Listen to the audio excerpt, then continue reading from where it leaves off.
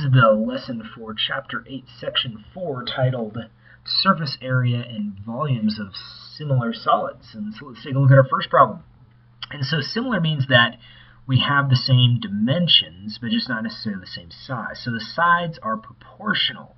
So here we have, for instance, the radius of 5 yards and 7 yards for this larger one. So if the dimensions are proportional, we can set up that proportion to find the missing length. So we'll set 5 over 7.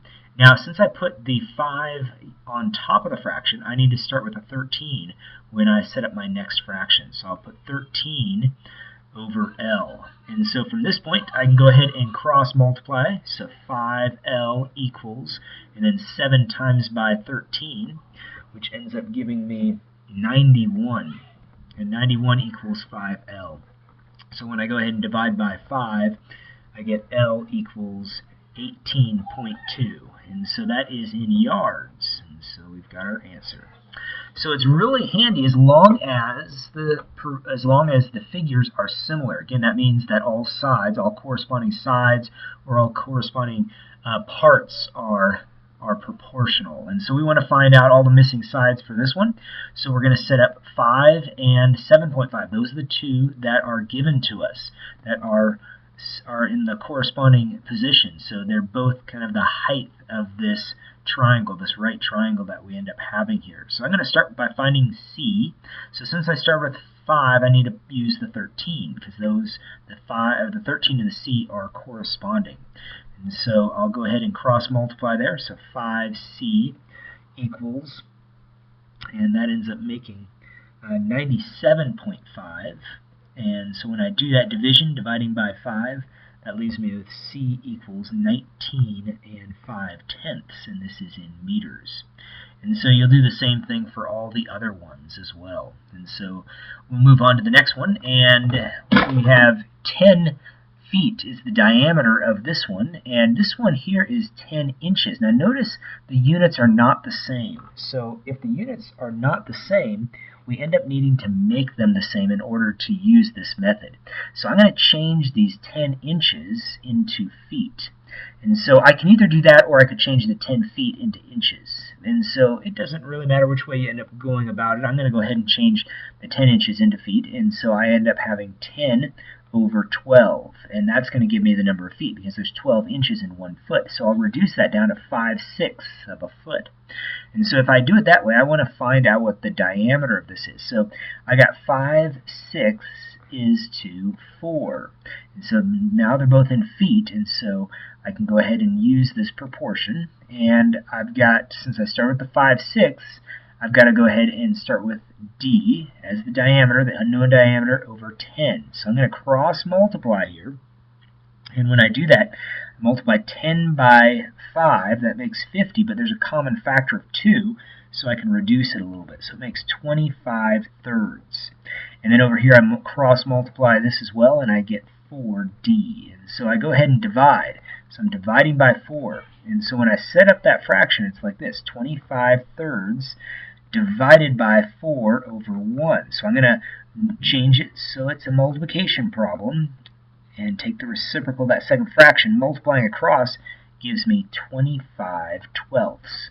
And so that is in feet. And so if I was to go ahead and do that division in the decimal form, it would be like this, 2 and then 0.83, and the 3 ends up repeating feet. And so we could also change it to a mixed number. That's another good way to do it.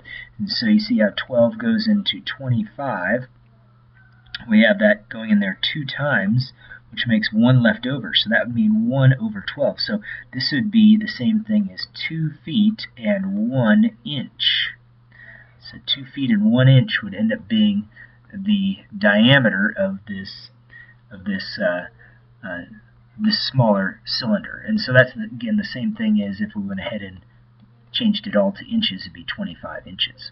So that is for finding the dimensions of a length. And now let's take a look at finding a surface area. And so on this problem, what we're given is two similar figures. They say the solids are similar. We're trying to find the surface area, S, of the unknown one. So the blue one here is known. We have a surface area of 600 square feet. Now we have one dimension here of 10 feet, and since this is a similar one, we can set up a proportion. And so it's going to be a little bit different, though. We've got 6:10. And what I'm going to end up doing is I'm going to reduce this fraction. So I set it up this way. It's pyramid A over pyramid B. I took the two components that are corresponding, both the heights, and I'm going to reduce those because I can take out a common factor of 2. And so that leaves me at 3/5. So now I'm going to set up a proportion. Now when we're dealing with surface areas, we've got to do something a little bit different here. So I'm going to put S for the surface area, and then I have the 600 square feet for the surface area of the known one. Now what's different is when I'm dealing with area, I need to make sure that I have squared the dimension that are proportional, that are given to us, the ratio, the common ratio. And so the ratio of corresponding parts of these two solids is 3:5. So if I find the area, I need to square those values because area is in, look, feet squared. And so I square these two values, and so I end up with 9/25 equals 5, or S, that's an S, S over 600.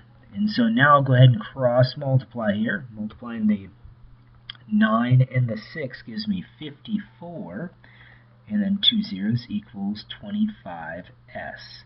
And so then I divide by the 25, and I'll get my surface area here. So the surface area equals, and then when I do that division, I get 216 square feet. When I go ahead and do that division of 25 on both sides. So let's take a look at this other one, similar type of problem. This time I know the smaller one, so I'm going to set up the ratio of corresponding parts first. 4:6. I do know that. It tells me that right here. And now I'm going to reduce that fraction, though. So I'm going to take out that common factor of 2, so I've got 2/3 now. And now I'm going to set up the proportion. So since I'm dealing with surface area, I need to square this. So when I want to finding area for similar figures,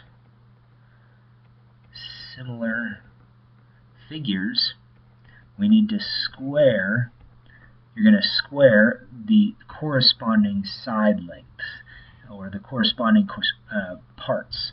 And so on this side, I'm going to go ahead and set up my other fraction, and I know the smaller figure this time, so I'm going to end up putting the 336 on top, and the unknown one, I'm going to go with A this time, make it look a little different. And so now I go ahead and square these numbers. I get 4/9 equals 336 over A. And so I'll go ahead and cross multiply now, so 9 times by the 336, and that gives me 3,024 equals, and then I'll cross multiply this direction, and I'm left with 4A. So when I do that division, I know 4 goes in there because the rule is if it goes in the last 2 digits. So the last 2 digits of any number, 4 is going to go into the value, and it does, and it makes 756. So these aren't feet, these are meters this time. So meters squared, and that is the surface area. So in this one, same sort of thing. It doesn't matter the type of shape. We just take the components that correspond, the side lengths or the corresponding parts, and we reduce that fraction. If at all possible, it just makes the problem a little bit easier. So I'm going to divide it by 5. That leaves me with 3/4. And so from this point, I'm going to set up the problem. Again, it's a surface area problem, so I need to square the parts that are corresponding parts that are similar here, and we're going to go ahead and do the same thing for this. Now this is the larger figure, so it needs to go in the spot of the fraction where the larger value was. So I put the larger value in the denominator, so I'm going to put the surface area in the denominator as well. So now I square first, so I get 9/16 equals A over 1800. So when I cross multiply, I end up getting 16,200 equals, and then 16 times A. And so now I divide by 16, and when I do that division, we end up getting 1,012 and 5/10 inches to the second power. So let's take a look at the last type of problem we have, and it's one that deals with volume. So with area, we squared the value. Well, with volume, we're going to do something different. So let's see if we can figure it out. So let's take a look at the first one. It says that the dimensions of the touch tank at an aquarium are doubled. And so the dimensions are doubled. And so let's start with the old one, and we're going to go over the new. So the new value is double the old. So if the old is 1, the old value, let's say, is just 1. Doesn't matter what value you pick. The new is going to be 2. And so if one of them is double, it doesn't matter what the dimensions are, it'll always reduce to 1 over 2. And so we want to find out what the dimensions or the volume of the new tank is. Well, the old tank is 2,000 cubic feet. And so I'm going to put the 2,000 on top because that's where I put the original one, or the old one. And I'll put V on the bottom. Now what's different about this is with surface area I had to square. So for volume, I have to cube.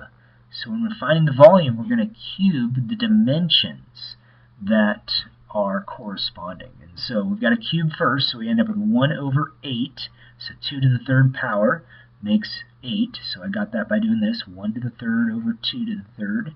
That makes 1 over 8, and that equals 2,000 times or over V. So just cross multiplying this way will give me my answer.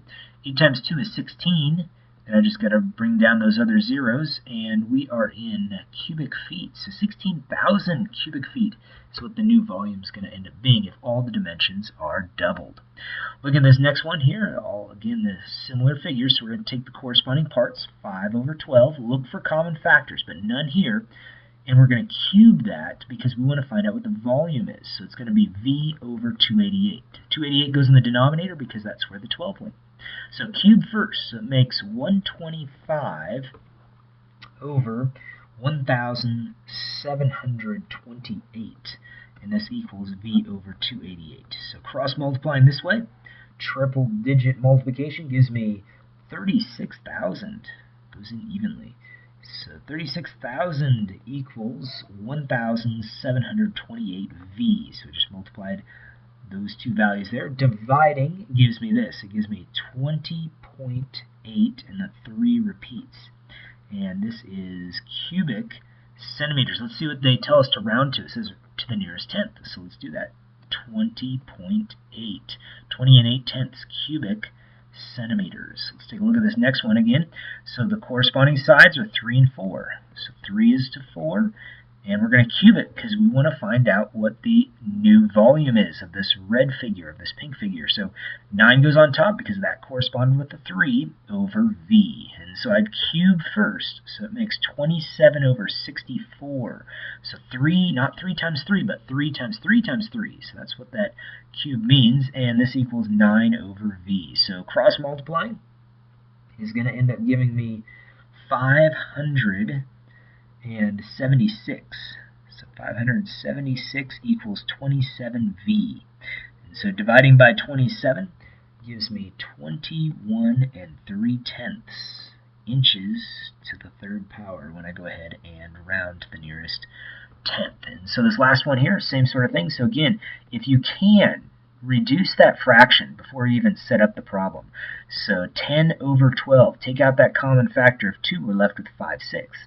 So now we're going to go ahead and cube those corresponding parts, the ratio of those corresponding parts. And then we'll go ahead and set up the proportion by writing in the volume of the known one and V for the unknown one. So cubing first gives me 125 over 216 equals 2,850 over V. So cross multiplying gives me 125V equals, and then I end up getting a 1,695,600. So the way we read off that number when I multiply the 2,850 by the 216. So go ahead and dividing by 125 on both sides. Dividing by that 125 gives me this number, 13,564 and 8/10 cubic feet, rounding off to the nearest tenth. So there is our answer. So again, the rule is, if you're trying to find the volume, you're going to cube the corresponding dimensions. If you're trying to find the area, you're going to square the corresponding dimensions. And if you're just trying to find a corresponding dimension, then you don't have to worry about doing anything to this. The ratio of the two corresponding dimensions that you do have. So those are the types of problems you're going to see on tonight's assignment. Good luck.